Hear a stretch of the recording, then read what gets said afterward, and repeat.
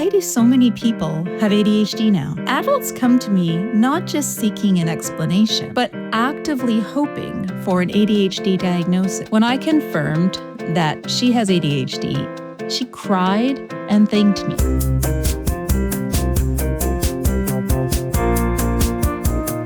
There's been a lot of talk about ADHD lately. Maybe you've noticed. As a clinical neuropsychologist, I have done hundreds of ADHD assessments. I'm curious. Maybe you know somebody who was diagnosed with ADHD as an adult. Maybe you were. It's making me wonder, why do so many people have ADHD now? What does a diagnosis like ADHD, attention deficit hyperactivity disorder, represent? Well, for one thing, it identifies a cause for the symptoms. We locate the flaw inside the person. We offer an explanatory label, and we prescribe a pill or a program to fix them and bring them up to society's standards. But what if the real culprit isn't genes and faulty neurotransmitters? I'll be straight with you. I have more than an academic interest in all of this. In 2010, I was drowning in my first real job in a hospital setting as a neuropsychologist, and I was diagnosed with ADHD. After I got over my initial shock, the diagnosis made some sense. From the time I spent in detention in grade school to the reckless behavior in my youth to the way I tumbled through university. I relied on intelligence and adrenaline to survive university. But I've always felt a little uneasy identifying as an ADHDer. Not that long ago, mental illness was not discussed. People hid their struggles, hoping they'd go away, and nobody was bragging about their therapist. But today, it's almost like it's flipped. Adults come to me not just seeking an explanation, but actively hoping for an ADHD diagnosis. They've seen the TikToks, read the articles, they've heard the podcasts. When I meet them, they say something along the lines of, I want to know if ADHD is the reason I feel like I am failing at my life. So these adults are seeking a diagnosis to explain why they're not meeting the expectations of society. Our society tells them they should be able to live a certain way, and they don't feel like that's possible. They want to understand what's wrong with them, why they don't measure up. They want to understand what support they need to fix the problems in their daily lives. They want to get control over the situation. And you know what?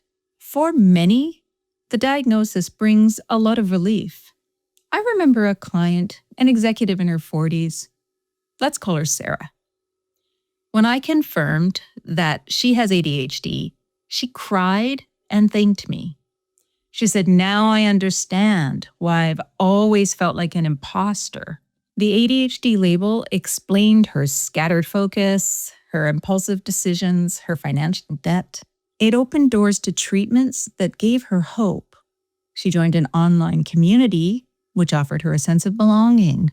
And, crucially, the diagnosis granted her workplace accommodations, extra time on projects, more supervisory check-ins, quiet spaces to think.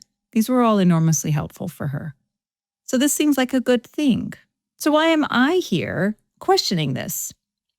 If ADHD is more common in adults than we once thought, and the data suggests it's between 2.5% and 5% of the general adult population, then shouldn't we celebrate more diagnoses? More access to support and treatments, more accessible schools and workplaces? Let me take you inside my office for a moment. Some clients, like Sara, embrace the ADHD label as a mental disorder complete with impairments in work, relationships, you name it. Post-diagnosis, Sara felt validated. The official diagnosis silenced the doubters. But there's a catch.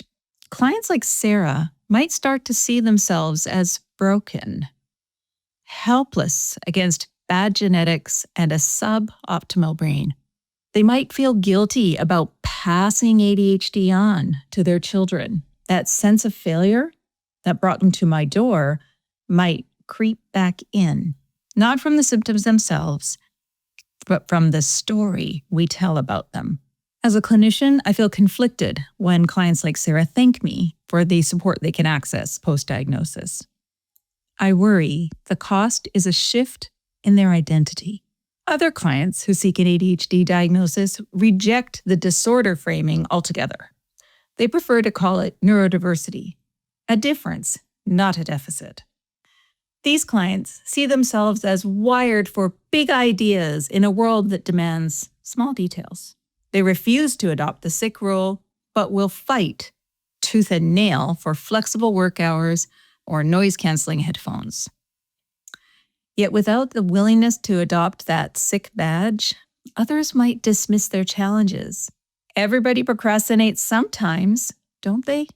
These clients become activists, and I am behind them all the way. But the battles can leave them feeling exhausted. They are angry with the system, and they definitely don't thank me when I explain that employers and insurance companies require a diagnostic label to justify an accommodations request. For me, these very different reactions in my clients can feel disorienting. Now, I don't need every person I help to thank me for saving their life. I would be lying if I pretended that I don't get anxious before a follow-up with an aggrieved and angry client. Okay, let's zoom out from my office again. Western society has been quietly stripping away our control over how we spend our time. 50 years ago, life moved at a human pace. A letter took days. The news came on at 6 p.m. But now, our phones buzz with endless notifications, emails, texts, social media pings, and information that we are expected to process at lightning speed.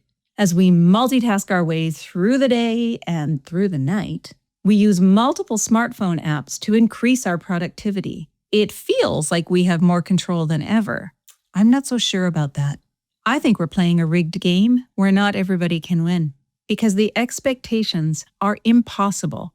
What if some of those adults in my office don't have ADHD? What if their symptoms of distraction, procrastination, overwhelm are just the human response to a supercharged world? Now, don't get me wrong. ADHD is real. For people with severe symptoms, it often leads to devastating outcomes: lower education and employment status, debt, substance abuse, incarceration, even a shorter lifespan.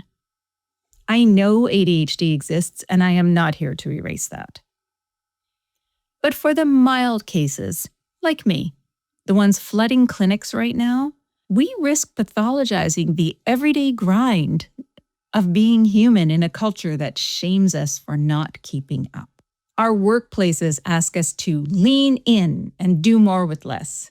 We head to our phone for a break and then feel overwhelmed as we scroll perfectly curated Instagram lives. When we falter, we feel anxious, and that pushes us towards burnout. But instead of questioning the system, we look to ourselves. We seek a diagnosis to explain our failure. We want a doctor to label us so we can get some support. I often wonder, if I had been diagnosed with ADHD as a child, would I have asked for university accommodations to retake that physics 101 course that I had failed? Would I have assumed my F grade was due to my ADHD rather than the fact that I was never, ever going to figure out my apparent weight in a rising elevator? My God.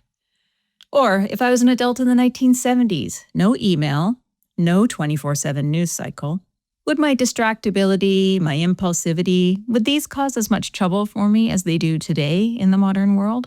Would I need a label to explain my quirks? What if we didn't need a diagnosis to get support? We would assume that the person is enough, and we would look at their context and the expectations they face to understand their suffering. Because this isn't just about ADHD. It's about all of us. If you're still with me, I think you've probably felt like you're not keeping up with the demands of your life. Consider all of the people nodding their heads as they watch this video. We cannot all be impaired, just as we can't all be above average. I think many of us, myself included, are feeling a very human struggle of living in a world that judges us for not being superhuman. I can imagine a future where support flows freely, no gatekeepers, no labels required. Where we design schools and workplaces and lives to fit humans as we are and not as perfectly productive machines. Where neurodiversity isn't a problem to be solved because it's a given that we all need support to thrive. I want to live in that future. It feels like an act of defiance to question the game we're playing. But if we stopped blaming brains and started reshaping our world, we wouldn't just lift up those with ADHD.